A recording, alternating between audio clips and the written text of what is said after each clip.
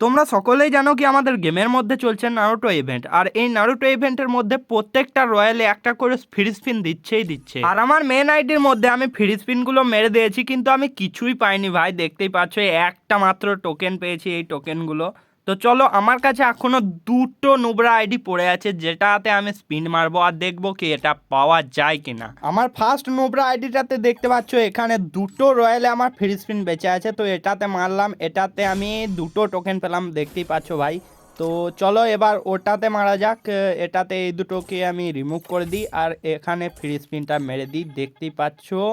ও ভাই, পাবো না সেটা তো জানি, কিন্তু সেই একই অবস্থা ভাই, আমার মেন আইডির মতনই এইখানেও এটাই পেলাম ভাই।